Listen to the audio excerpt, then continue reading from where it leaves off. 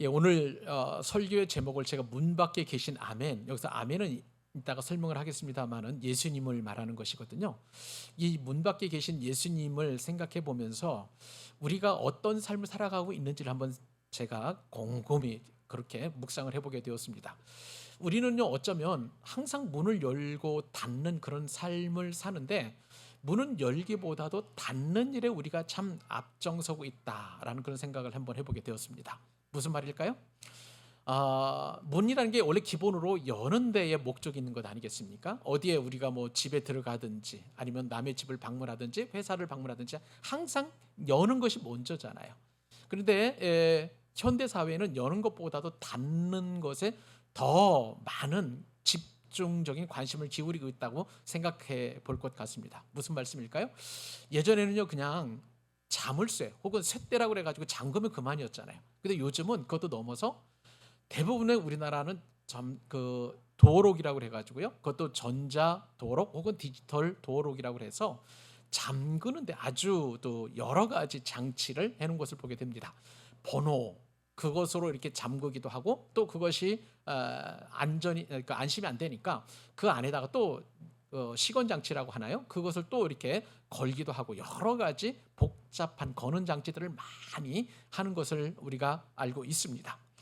자, 이렇게 잠그는데 열중인 그런 어떤 삶을 살아가는 우리 시대는 어떤 시대인가 생각을 해보니까, 집은 그 어느 때보다도 안전해졌다라고 생각해 볼 수 있는데, 그런데 관계는 점점 우리가 잠그는 그런 문 못지않게 멀어지고 있다라는 그런 생각을 한번 해보게 되었습니다. 그도 그럴 것이, 지난 2024년도에 통계청에서 발표한 자료를 보니까요, 우리나라의 전체 가구의 36.1%인 804만 가구, 몇 가구요? 804만 가구가 1인 가구라는 거예요.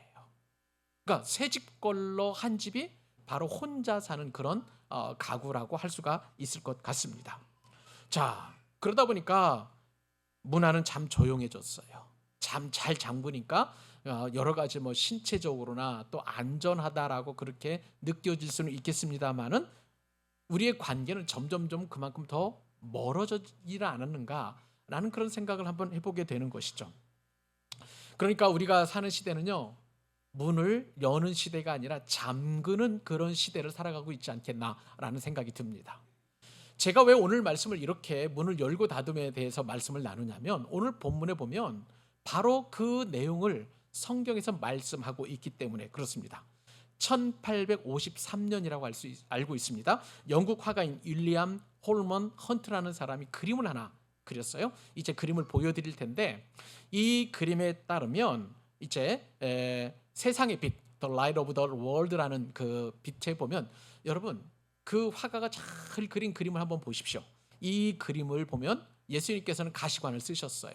그리고 손에 이제 등불을 들고 계시는데, 자, 주님께서 지금 문을 두드리고 계시는데 그 문 한번 보시죠. 가시덩굴이 있고, 그리고 좀 문을 얼마나 닫아 놓았는지 그렇게 여러 가지 잡초가 있고 하는 그런 모습을 볼 수 있습니다. 근데 이 화가가 집중적으로 조명한 부분이 있는데, 그것은 무엇이냐면, 손잡이가 밖에 있을까요? 없을까요? 손잡이가 없어요.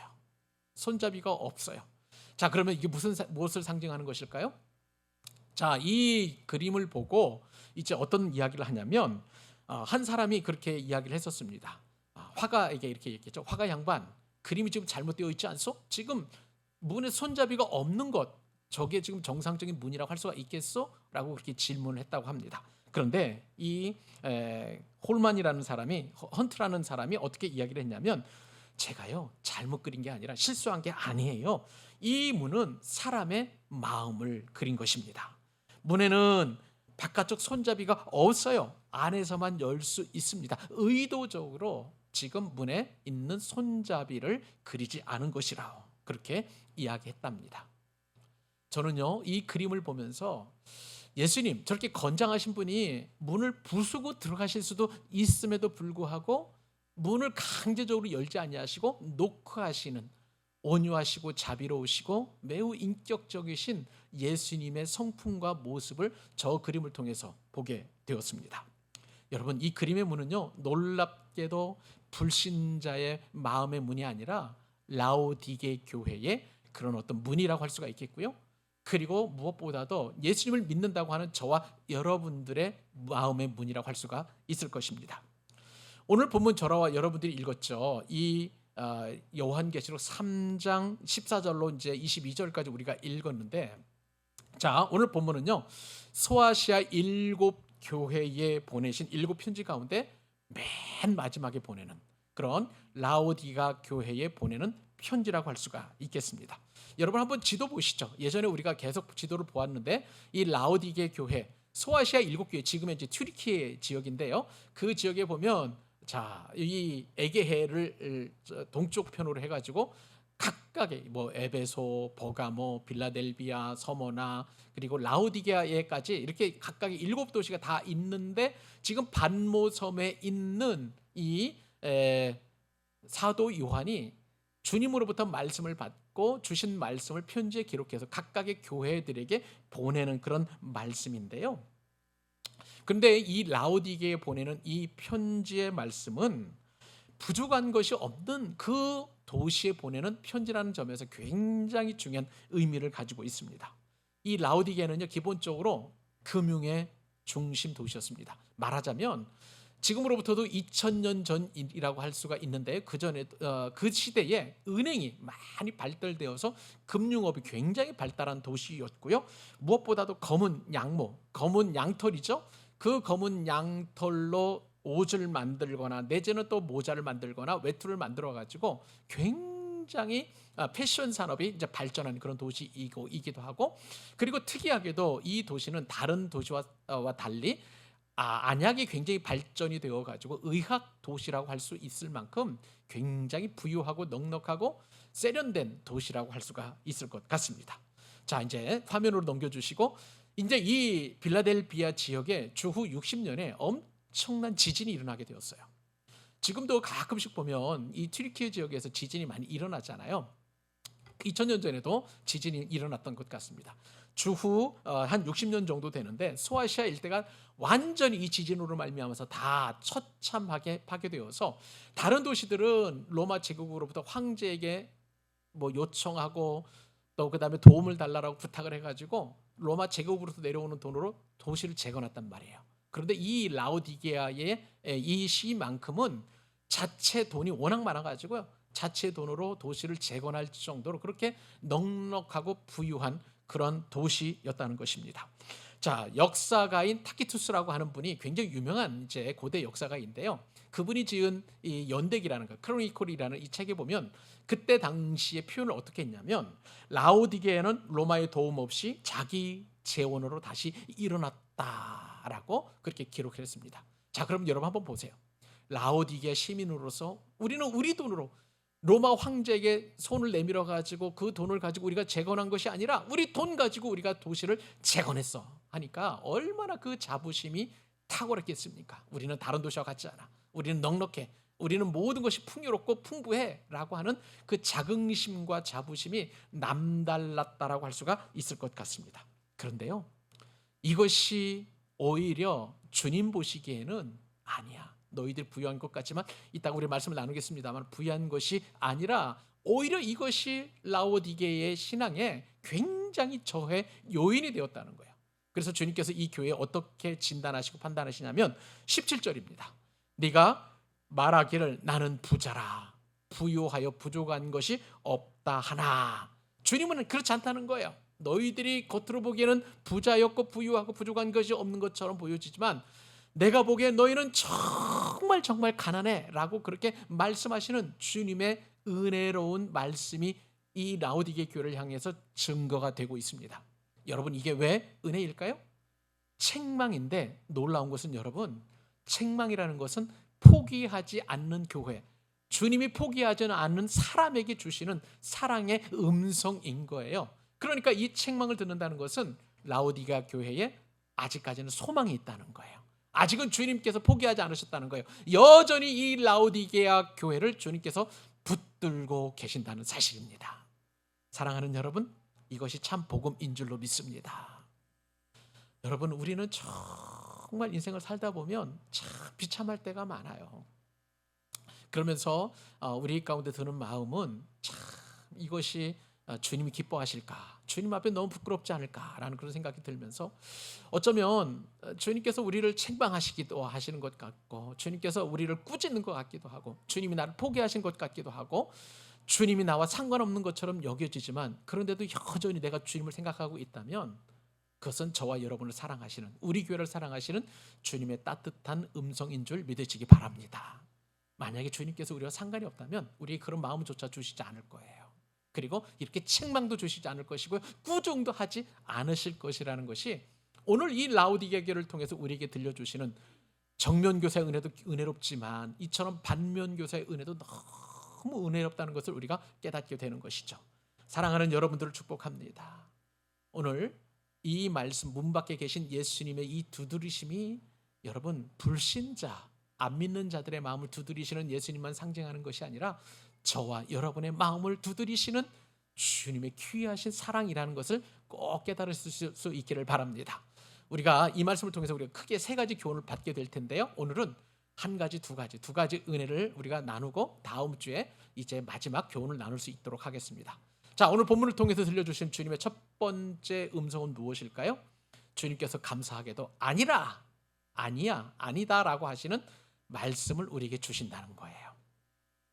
자, 오늘 말씀을 통해서 들려주시는 주님의 그 음성을 깊게 우리가 묵상을 해보면, 자, 14절이죠. 이 14절 말씀을, 라오디게아 교회를 누구보다 잘 알고 계시는 주님께서, 자, 이 처참한 현실 앞에서 주님께서 꾸중을 하실 것 같은데 꾸중을 하지 아니하시고, 예수님께서 이 라오디게아 교회 성도들에게, 그리고 이 교회에게 자신이 어떤 분이신지를 먼저 소개하고 계십니다. 여러분, 우리가 병원에 간다고 할 때에 그 병원에서 내 병이 어떤 병인지를 먼저 알게 된다면 가장 먼저 누구를 만나요? 내 분야에서, 내 병이 아픈 그 분야에서 가장 전공한 전공의를 찾는 것 아니겠습니까? 예를 들어서 암이면 암 전공의, 그것도 어떤 폐암인지 위암인지, 아니면 또 내가 눈이 아프면 안과로 가고, 또 귀가 안 들리면 뭐 귀에 이상이 생기면 뭐 이비인후과로 가고, 이런 식으로 전공의를 찾는 것처럼 예수님께서는 이 라오디게아의 교회의 문제를 너무나 잘 알고 계시는데, 이 라오디게아에 꼭 맞는 모습으로 라오디게아 교회를 찾아가십니다. 자, 그 말씀 우리 14절로 16절 석절 말씀 같이 한번 읽어보도록 하십시다. 자, 읽습니다. 시작. 라오디게아 교회의 사자에게 편지하라. 아멘이시요, 충성되고 참된 증인이시요, 하나님의 창조의 근본이신 이가 이르시되, 내가 내 행위를 아노니 네가 차지도 아니하고 뜨겁지도 아니하도다. 네가 차든지 뜨겁든지 하기를 원하노라. 네가 이같이 미지근하여 뜨겁지도 아니하고 차지도 아니하니 내 입에서 너를 토하여 버리리라. 아멘. 자, 오늘도 예수님께서는 이제 각 교회의 사자에게 편지하십니다. 사자라는 것 제가 누누이 말씀을 드렸죠. 사자는 라이언이 아니라 말씀을 전하는, 목회를 하는 목회자들 혹은 그다음에 감독들을 상징한다고 말씀드렸습니다. 자, 오늘도 라오디게아의 담임 목사에게, 라오디게아의 교역자들에게, 그리고 라오디게아를 섬기는 가장 중추적인 일을 하는 그런 성기미들에게 편지를 하십니다. 말씀을 주시는 것이죠. 자, 그러면서 그 예수님께서 자신을 어떻게 소개를 하시냐면, 다 같이 한번 따라해 보십시다. 아멘. 예수님이 자신을 지금 아멘으로 지금 라오디게아 교회에 소개를 하고 계시는 거예요. 이 아멘이라는 것, 우리가 아멘 많이 하죠? 우리가 수요 예배 때 제가 아멘의 참된 의미를 말씀을 드린 기억이 납니다. 그래도 잃어버렸을 것이라 생각이 되어서 제가 오늘도 아멘을 잘 설명해 드리도록 하겠습니다. 자, 아멘은 히브리어로 뭐라고 할까요? 아멘이에요. 예. 이 아멘을 헬라어로도 뭐라고 할까요? 아멘입니다. 그러니까 아멘, 아멘. 자, 대부분 그 이제 히브리어 용어들 가운데 혹은 성경 말씀 가운데에 예를 들어서 메시아, 이건 히브리 말인데 이제 헬라어로 번역할 때 메시아는 그리스도로 번역하는 것처럼 이렇게 말이 단어가 다른데요. 이 아멘만큼 똑같아요. 히브리 말이나 헬라어나 똑같이 아멘이고 우리나라 말도 아멘이죠. 그렇습니다. 아멘이라고, 이 아멘은 만국 공통어가 되겠습니다. 영어로는 좀 다릅니다. 영어는 아멘이라고 합니다. 그러니까 이 아멘이 조금 그렇게 조금 다르긴 합니다만은 여하튼 만국 공통어가 아멘이 됐는데, 근데 이 아멘이라는 것은 원래 히브리 말 아만이라는 단어에서 오게 되었어요. 아만이라는 단어는 뭐냐면 동사인데요. 견고하다라는 뜻을 가지고 있습니다. 확실하다라는 뜻을 가지고 있고요. 또 신실하다라는 단어가 바로 이 아만 혹은 아멘으로 우리가 생각해 볼 수 있습니다. 자, 그러면 우리가 어떻게 아멘 할까요? 언제 우리가 아멘을 하는지 우리가 생각해 보면 아멘의 뜻을 더 확실하게 우리가 알 수 있게 됩니다. 구약에서 볼 때에 이 아멘이라는 것은 신앙의 응답이었습니다. 자, 제사장이나 혹은 선지자가 하나님의 말씀을 선포합니다. 또 학사 에스라가 하나님의 말씀을 선포하면 모든 회중들이 그 말씀을 듣고 이 엄중하신 하나님의 말씀이 있기 때문에 다 같이 모든 회중이 아멘 합니다. 아멘. 이 아멘이라는 의미는 정말 그렇습니다. 진실로 그렇습니다. 그 말씀은 참되십니다. 그 말씀은 확실합니다. 그 말씀은 견고합니다라는 의미에서 모든 회중이 다 아멘 그렇게 이야기하고 있는 거예요. 그러니까 우리가 말씀을 들을 때에도 여러분 아멘을 자주 하실 수 있기를 바랍니다. 아멘. 제가 이렇게 강요할 때 하지 마시고요. 그냥 은혜되고 공감이 되고 그 말씀 정말 제가 깨닫습니다 하면은 우리가 아멘 하시면 되겠습니다. 아멘. 자, 그런데 이 아멘은요 다양하게 쓰이게 되었습니다. 말씀에 대한 내가 믿음의 고백으로서의 아멘일 뿐만 아니라 우리가 찬양을 하면서도 찬양에 대해서도 아멘 하고 있는 것을 보게 됩니다. 자, 다윗이 하나님을 찬양할 때 특별히 역대상 16장 36절에 보니까 다 찬양을 하면서 하나님을 찬양할 때도 아멘 하고 그러는 것을 보게 됩니다. 우리도 찬양하면서 하나님 앞에 수시로 아멘이라고 그렇게 여러분 우리의 마음을 고백하실 수 있기를 바랍니다. 진실로 그러합니다. 나도 이 찬양의 가사처럼 그렇게 하나님의 이름을 높여드리고 싶습니다. 아멘입니다. 아멘입니다. 그렇게 아멘 하실 수 있기를 바라요. 아멘은 남발하셔도 좋습니다. 왜냐하면 신앙의 고백이기도 하고 내 마음의 상태이기도 하기 때문에 그렇습니다. 자, 그런데 제가 놀라운 것은요, 이 아멘이 그냥 이렇게 우리 입술로만 아멘 하는 것이 아니라 이 아멘이 예수님이라는 사실을 말씀을 통해서 깨닫게 되기 때문에 제가 오늘 본문의 제목을, 오늘 설교의 제목을 아멘이신 예수님이라고 제가 그렇게 예수님 대신에 아멘이라는 이름을 제가 넣게 되었습니다. 특별히 이사야서 65장 16절 말씀에 따르면 이렇게 표현되어 있어요. 이러므로 땅에서 자기를 위하여 복을 구하는 자는 뭐라고 기록되어 있냐면 진리의 하나님을 향하여 복을 구할 것이요. 이 진리의 하나님, 또 땅에서 맹세하는 자는 진리의 하나님으로 맹세하리니 이는 이전 환란이 잊혀졌고 내 눈앞에서 숨겨졌습니다. 진리의 하나님이신 것을 히브리 말로 어떻게 표현을 하냐면 엘로히 아멘이라고 이렇게 표현되어 있습니다.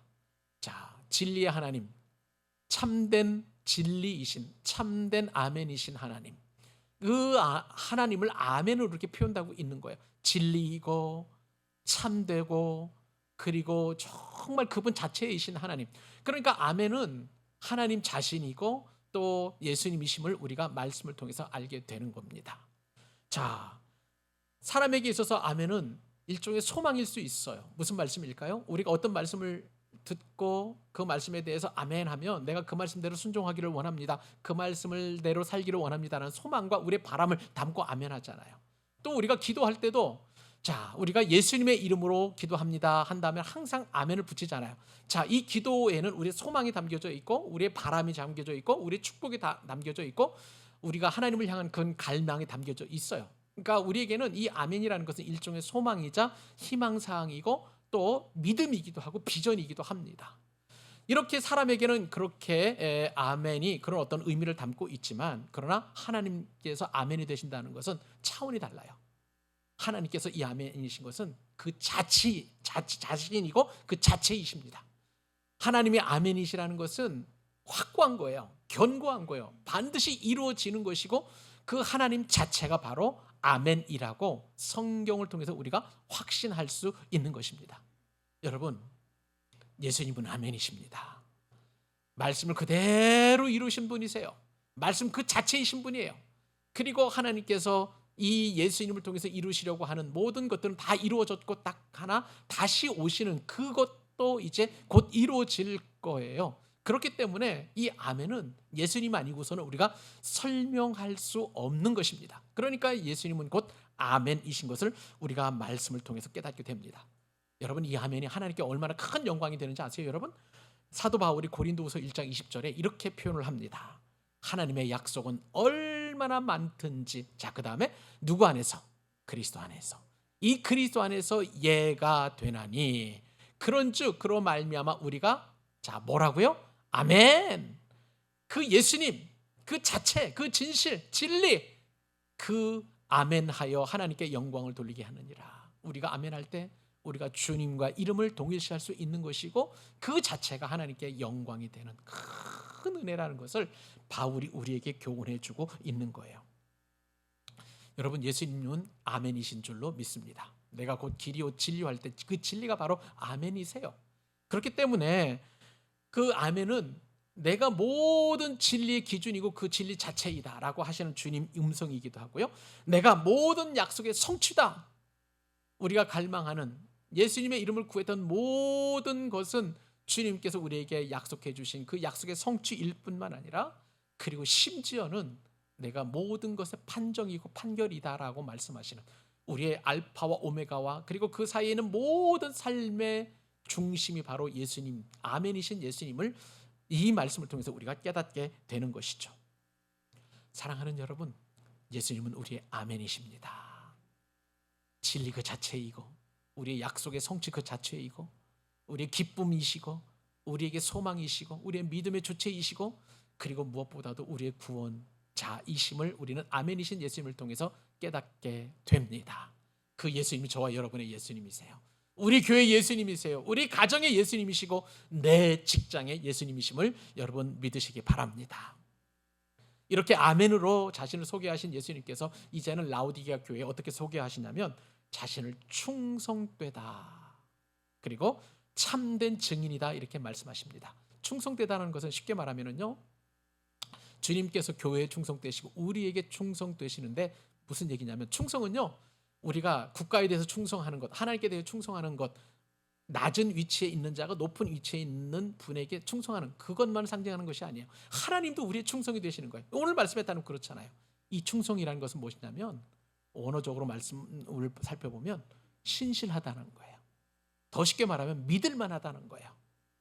자, 주님은 우리의 신실하신 분이시고 믿을 만한 분이십니다. 그렇기 때문에 세월이 지나고 내 마음이 변하고 그리고 또 우리 육신이 약해지고 믿음이 견고함에서 떨어진다 할지라도 우리는 그 신실하신 주님 앞에 의지하는 것이 우리에게 큰 유익인 것은 주님께서 우리의 충성된 분이시기 때문에 그런 거예요. 충성이라는 것은 두 마음 품지 않습니다. 하나님께서 우리를, 예수님께서 우리를 사랑했다 안 사랑했다 아니에요. 변함없이 끊임없이 지속적으로 그리고 끝까지 저와 여러분을 사랑하신다 하시니 사랑하시고 또 저와 여러분을 지키신다 하시니 지켜주시고 저와 여러분을 인도하신다 하시니 인도하여 주시고 또한 우리를 구원하신다 하시니 구원하여 주신 줄로 믿습니다. 이것이 바로 충성된 우리 예수님이세요. 참된 증인이라고 그랬어요. 참된 증인이라는 것은 뭐냐면, 자, 참되다는 것은 알레티노스라는 단어를 쓰는데 이것은 무엇이냐면 거짓이 전혀 섞여 있지 않는 완전한 진실 그 자체를 말하는 거예요. 여러분, 우리가 예수를 믿는다고 하면서도요, 우리가 거짓말 조금씩 섞나요, 안 섞나요? 여러분 안 섞는다고 자신 있게 말씀하실 수 있겠죠? 아니에요. 여러분, 우리가 작은 사실을 알면 그 작은 사실 하나 아는 것 가지고도 10배로 튕겨가지고 뻥튀기 해가지고 말하는 경우가 많이 있잖아요. 또 남이 이게 전에 들은 말도 마치 내가 들은 것처럼 이렇게 바꾸어가지고 말하는 거죠. 이것도 거짓이죠. 진실이 아니잖아요. 그러니까 우리는 그런 어떤 삶을 살아가는 우리에게 주님께서는 거짓이 손톱에 있는 때만큼도 섞여 있지 않은 완전하신 증인이시다라고 말씀해 주시는 거예요. 그러니까 우리가 신뢰하고 믿을 만하고 충성된 그 분인 예수님밖에 의지할 게 없는 거예요. 내 배우자도 내 자식도 내 부모님도 혹은 내 어떤 믿을 만한 그 어떤 사람도 마음이 쉽게 변하는 것을 보게 됩니다. 조변석계, 아침에 있는 마음이 저녁에 달라진다는 그런 말 아니겠습니까? 그렇게 바뀌는 그런 마음이다 할지라도, 사람은 그렇게 바뀐다 할지라도 우리 주님은 전혀 변함없이 참되고 진실된 분이심을 말씀합니다. 자, 이런 분이 이제 아멘이시죠. 그리고 또 충성된 분이시고 또 진실하신 증인이신 이 예수님께서 또 어떻게 말씀을 하시냐면, 나는 창조의 근본이다 말씀하십니다. 자, 여러분 창조의 근본이라는 말, 이 근본이라는 단어를 여러분 잘 기억하실 수 있기를 바랍니다. 이 근본이라는 것은 뭐냐면 시작을 말하는 거예요. 보통 이제 굉장히 중요한 말인데 철학적 용어인데 아르케라는 단어를 쓰는데요. 이 아르케를 이 그리스의 철학자들은 다 찾으려고 많이 노력했어요. 무슨 얘기입니까? 우주 만물의 근원을 어떤 철학자는 물이라고 생각을 했고요. 어떤 철학자는 공기다. 어떤 철학자는 불이다. 어떤 철학자는 흙이다. 이렇게 막 근원들을 막 얘기를 해요. 나름 근거가 있어요. 그렇죠? 우리가 사람이 죽으면 우리 사람의 어째 근원을 자꾸 따져가 보면 나의 아버지가 계시고 할아버지가 계시고 증조부가 계시고 이렇게 쭉쭉쭉 따라 올라가는데 그러면 그 위에 맨 첫 번째 사람은 누구냐? 이제 이렇게 하면서 이제 아르케를 찾아가는 것이죠. 그런데 보니까 이제 철학자들 생각하고 또 생각해 보니까 사람이 태어나기 전에 공기가 있었던 것 같고 흙이 있었으니까 더 이제 아르케를 찾아가는 것이죠. 그런데 이 말씀에 따르면 우리 예수님이 아르케다. 창조의 근본이시다라고 말씀하시는 거예요. 여러분 이것을 오해하서는 안 됩니다. 창조의 근본이라고 그랬기 때문에 그러면 창조주 하나님 아버지가 성부 하나님께서 성자를 창조하셨다 이렇게 오해하시면 절대 안 돼요. 창조의 근본이라는 것은 예수님께서 창조주이시다라는 말하고 동일한 거예요. 예수님께서는 없이는 만물이 창조되지 않으셨습니다. 요한복음에서 이 말씀을 굉장히 강조하잖아요. 창조의 근본이시라는 말을 요한복음에서는 이 요한계시록에서는 이제 창조의 아르케다 근본이시다라고 그렇게 소개하고 있는 것입니다. 자, 여러분 우리 한번 믿음으로 고백하십시다. 하나님 예수님은 창조자이십니다. 예, 아멘 하셔야죠. 아멘이십니다. 예, 우리 요한복음 1장 3절 말씀 한번 보실까요? 이렇게 기록되어 있습니다. 만물이 그로 말미암아 그는 예수님이시죠. 지은 바 되었으니 지은 것이 하나도 그가 없이는 된 것이 없느니라. 또 골로새서 말씀 보실까요? 만물이 그에게서 창조되어 예수님이십니다. 하늘과 땅에서 보이는 것들과 보이지 않는 것들과 그리고 혹은 왕권들이나 주권들이나 통치자들이나 권세들이나 만물이 다 그로 말미암고 그를 위하여 창조되었고 우리의 모든 권세, 우리의 모든 권력, 우리의 모든 지위 이런 것들은 다 예수님께서 창조해 주셨다는 거예요. 부모로서의 권위, 또 직장 상사로서의 권세, 그리고 내가 사장이든 종업원이든 상관없이 나에게 있는 모든 권위와 권세는 예수님께서 창조의 근본이신 아르케이신 예수님께서 만들어 주셨다는 거예요. 그런데요, 모든 것을 아시고 모든 것에 참된 증인이시고 또 충성된 분이 정말 이 라오디게 교회를 정밀하게 판단하는데 어떻게 판단하시냐면 내가 내 행위를 아노니 두려운 말씀이에요. 여러분 이 내가 내 행위를 아노니라는 말씀은 라오디게 교회만 주시는 것이 아니라 저와 여러분 각자에게도 말씀해 주시는 주님의 준엄한 음성임을 믿으시기 바랍니다. 나는 너를 알아. 너의 행위도 알고 네 마음도 알아. 네가 가지고 있는 마음의 중심도 다 알아 라고 말씀해 주시는 거예요. 자, 그런데 주님께서 뭘 하시냐면 그 뒤에 말씀 16절 한번 말씀 보세요. 주님께서 하시는 것은 이것을 아십니다. 이같이 미지근하여 뜨겁지도 아니하고 차지도 아니하니. 주님께서 모든 것을 라오디게 교회의 상황을 아시는데 네가 뜨겁지도 않고 차지도 아니한 사실, 그것이 가장 이 교회의 질병인데 이것을 내가 안다라고 그렇게 말씀하고 계시는 것입니다. 여러분 이 미지근하다라는 단어를 여러분 유심히 보실 수 있기를 바라요. 자, 이 미지근하다는 것은 무엇입니까? 이 말씀이 도대체 무엇을 뜻하는 거예요? 자, 네가 지금 미지근하니까 뜨겁든지 아니면 차갑든지 해가지고 주님을 사랑하면 뜨겁게 사랑하고 아예 주님을 떠나려면 아예 떠나버리라, 그런 차원으로 이해하시면 안 돼요. 그 의미가 아닙니다. 자, 우선은 뜨겁다는 것은 어떤 의미를 가지고 있느냐? 자, 이 라오디게아 교회는요, 그 교회가 있는 이 도시는 기본적으로 물이 나오질 않아요. 그렇기 때문에 다른 도시에서 이제 물을 끌어다가 씁니다. 자, 그러면 어떤 일이 일어나냐면 우선 이 뜨거운 물은 어디에서 나오냐면 히에라볼리라는 곳, 그 위쪽에 있는 온천 지역이 있는 곳이에요. 이 히에라볼리에서 수도로를 만들어 가지고 물을 이제 저쪽 끌어 가지고 이제 그 라오디게아 교회에서 쓰게 됩니다. 그런데 여러분 아시는 것처럼 뜨거운 온천수가 이렇게 수도를 타고 오다 보면 라오디게아 교회 도시쯤에 도착을 하게 되면 어떻게 될까요? 그 뜨거운 물이 식어져요. 그러니까 그 미지근한 물을 먹게 되면 역겨워가지고 그냥 바로 토해 버릴 수밖에 없는 거예요. 자, 그다음에 이 라오디게아 밑에 있는 이제 골로새라는 그런 어떤 도시가 있었습니다. 이 도시는요, 물이 차가웠어요. 여러분, 무더운 여름에 이제 그 시원한 생수 한 병 딱 들이키면 어떻습니까? 기분이 상쾌하죠. 콜로새 지역에 있는 그 물은 이처럼 시원하고 차가운 물이었어요. 그런데 이것이 수도로로 타고 오면서 어떻게 되냐면 점점 중동 지역이니까 따뜻해지잖아요. 그러니까 이 물의 온도가, 수돗물의 온도가 꼭 내뱉기 적당한 온도로 미지근해지는 거야. 그러니까 이 라오디게아 지역에 있는 물은 먹지를 못하는 거예요. 미지근하고 또 그리고 뜨겁지도 않고 차갑지도 않고, 그것을 이야기하고 있습니다. 뜨겁다는 것은요, 주님을 향한 열정으로 우리가 이해할 수 있어요. 차갑다는 것은요, 무엇이냐면 생명을 살리는 거예요. 이 물을 마시고 이 차가운 시원한 음료를 마시고 사람들이 생명을 유지하는 것처럼 교회가 이렇게 뜨거운 열정을 가지고 주의 복음을, 그리고 차가운 그런 어떤 그 음용소가 되어서 생명을 살리고 또 주의 복음을 전하고 그리고 죽어가는 사람들을 살리는 그 역할을 감당해야 하는데, 그렇게 하지 않고 미치근해서 토할 수밖에 없는 그런 상황이 되었다는 거예요. 여러분, 이것이 바로 라오디게의 교회의 문제입니다. 너는 부유하지? 네가 부족한 것이 없다라고 이렇게 말하는 것처럼 아니라는 거예요. 아니야, 너는 그게 잘못됐다. 그렇지 않아, 너는 지금 미지근해. 오히려 그렇기 때문에 토해내칠 수밖에 없다라고 말씀하시는 거예요. 사랑하는 여러분, 여러분 같으면 만약에 토해버리는 그 물을 여러분 어떻게 하겠습니까? 버리고 포기하고 관여도 하지 않고 그냥 내버려 둘 것 같아요. 그런데 주님은 그러한 라오디게아 교회에 대하여 아니다라고 말씀해 주십니다. 그렇기 때문에 이 아니다라고 말씀하시는 온 우주의 이신 그 아멘이신 예수님께서 아니다라고 말씀하시면 그것이 저와 여러분들에게 은혜가 되는 줄 믿으시기 바랍니다. 주님의 사랑의 음성이에요. 주님께서 저와 여러분들을 기뻐하시는 음성이고 아직도 포기하지 아니하신다는 온유한 음성인 줄로 믿습니다.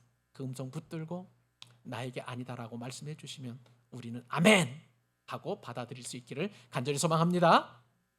자, 첫 번째 우리가 아니다라고 하는 그런 우리가 교훈을 얻게 되었고요. 두 번째 교훈은 뭐냐면, 자, 안에서 닫힌 문이에요. 문인데 안에서 닫혔다는 거예요. 자, 우리가 세속적 자부심에 취해서 안락을 누리고 있을 때에 영혼의 문은 안쪽에서 잠기게 되어 있습니다.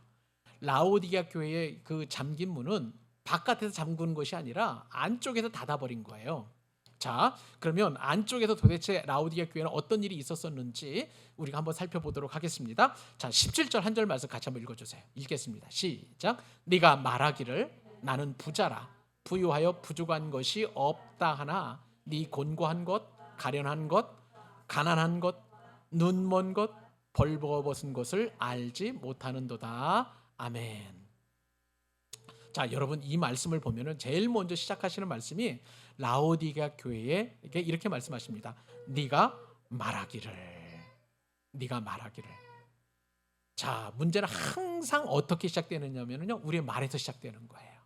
보세요, 라오디게아 교회가 뭐라고 말하냐면 네가 그렇게 얘기했잖니, 그렇게 말씀하시는 거예요. 여러분, 말 조심해야 합니다. 말 잘 해야 돼요. 말이 정말, 우리가 제자 훈련 받으면서 말의 힘을 대해서 우리가 책을 읽었잖아요. 말 한마디가 얼마나 귀하고 복되고 영광스러운지, 주님께서도 말씀을 통해서 치료하시고 고치시고 세우셨을 뿐만 아니라 우리 하나님께서 말씀 한마디로 온 우주를 창조하셨잖아요. 하나님의 영으로, 그리고 하나님의 형상을 닮아서 우리를 만들어주신 그 주님께서 우리에게도 말의 권세를 주셨는데, 근데 이 말의 권세를 가지고 네가 말하기를 뭐라고 말했냐면 나는 부자라 부유하여 부족한 것이 없다 하나, 그렇게 말했다는 거예요.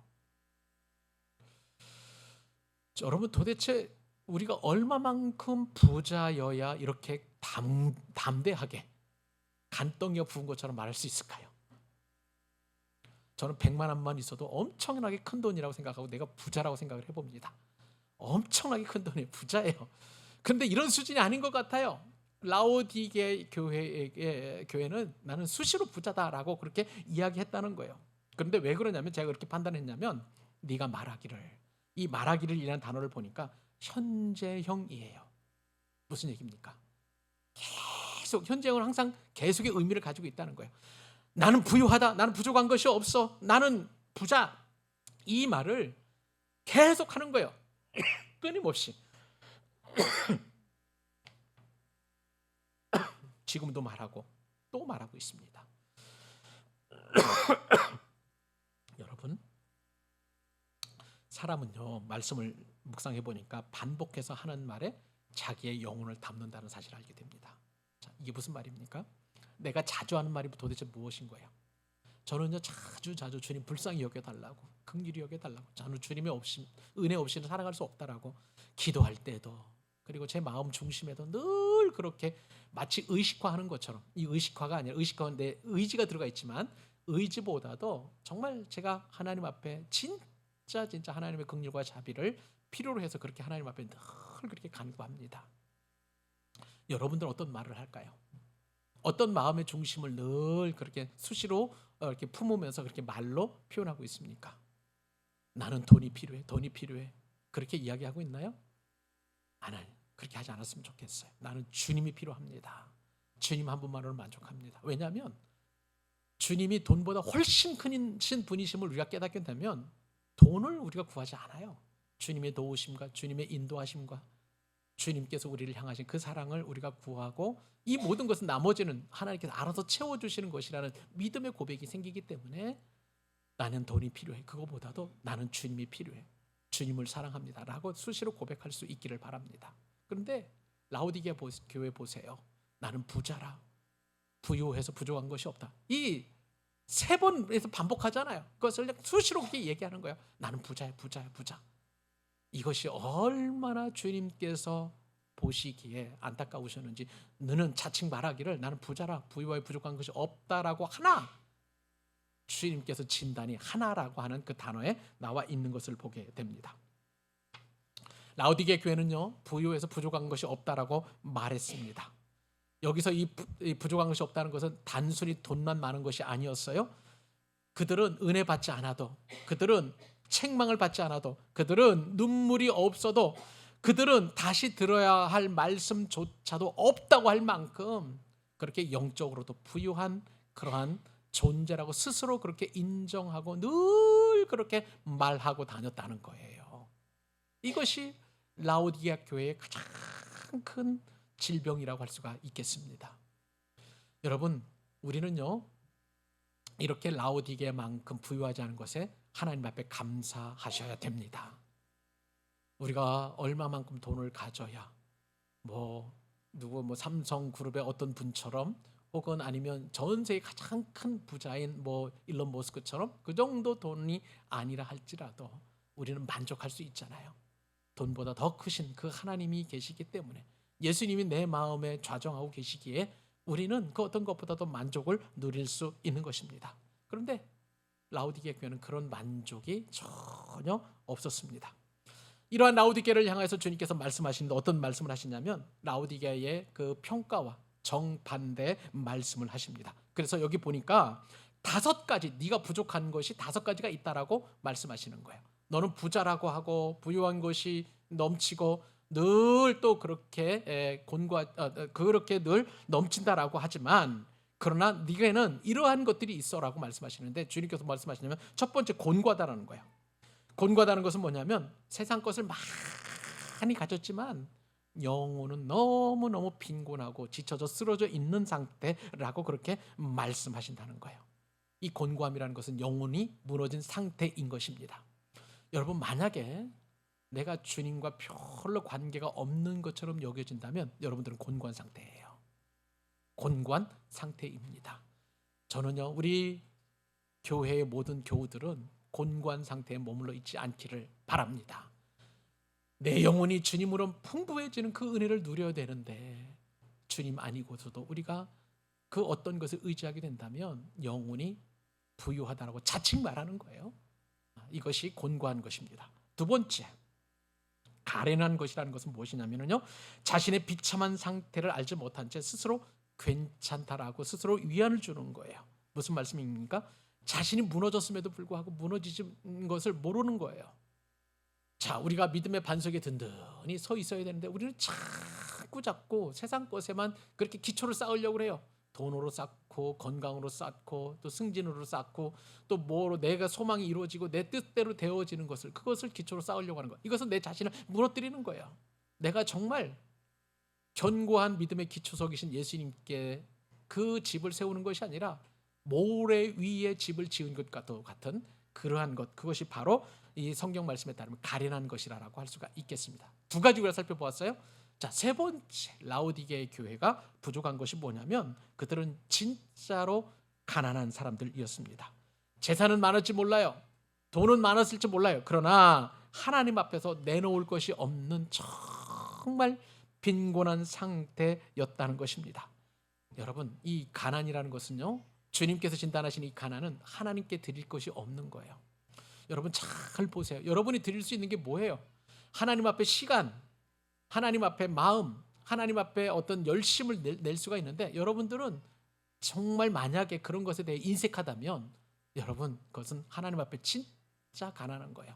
내 시간은 내 것이니까 내 마음대로 주님을 위해서 헌신하고 주님을 위해서 드리는 시간은 정말 인색하면서도 어쩌면 주일에 한 번 아니면은 그렇게 이제 인색하게 하나님 앞에 시간 드리는데 평상시에는 하나님과 상관없이 살아간다면 여러분 진짜 가난한 인생이에요. 라오디게에 책망하신 그 말씀을 우리가 들어야 되는 것입니다. 물질도 마찬가지고요. 우리들의 또한 마음도 마찬가지인 거예요. 여러분들은 하나님 앞에서 내놓을 것이 넘치는 진짜 참 부유하신 분들이 되실 수 있기를 바랍니다. 또 눈먼 것이라고 그랬어요. 눈먼 것은 뭐냐면 세상의 성공을 보는 눈입니다. 그러나 영적으로 볼 때에 그 영혼이 병들어인 것을 보지 못하는 것이 바로 눈먼 것이에요. 세상적으로 주식을 투자하고 또 뭐하고 또 그 다음에 막 사람들로부터 인정을 받고 하는 그런 것 쪽에 많이 발전되면 이게 영적으로 눈먼 것이라고 할 수가 있겠습니다. 그러나 하나님께서 우리에게 이 눈을 주신 것은 아름다운 것을 보라고 주신 것 아니겠어요? 그래서 섬기는 아름다움, 말씀을 보는 아름다움, 그리고 사람들을 칭찬하는 아름다움, 그리고 정말 하나님의 그 아름다운 귀한 것을 보는 아름다움을 봐야 되는데 그렇지 않으면 우리가 눈먼 것이라고 할 수가 있겠고요. 마지막 하나 벌거벗은 것이라고 했습니다. 이 벌거벗은 것은 이 라오디가 교회가 검은 양털로 유명한 도시라고 그랬어요. 패션이 굉장히 발전된 도시라고 말씀드렸습니다. 그런데 라오디가 교회는 벌거벗었다고 그랬어요. 이게 무슨 말씀일까요? 하나님 앞에 수치가 그대로 드러나 있음에도 불구하고 그 수치를 수치로 받아들이지 못하고 보이지 않는 것이기 때문에 그런 거예요. 그래서 주님께서는 이 벌거벗은 것, 죄도 있고 수치가 그대로 있음에도 불구하고 그것을 몰라보고 그냥 그대로 살아간다는 것, 이것이 하나님 앞에서 우리 주님께서 보시기에 참으로 눈먼 것이다, 벌거벗은 것이다라고 말씀하십니다. 말씀을 맺겠습니다. 오늘 말씀에 따르면요, 라오디게 교회의 그 참으로 처참한 모습을 보시고 주님께서 라오디게 교회를 향해서 네가 나를 위해서 더 열심을 내라 그렇게 말씀하지 않으셨어요. 먼저 네가 너를 어떻게 말하고 있는가를 보라고 말씀하여 주셨습니다. 너는 스스로 부자다, 부유한 것이 있어서 부족한 것이 없다라고 그렇게 말하고 있지만 아니라는 거예요.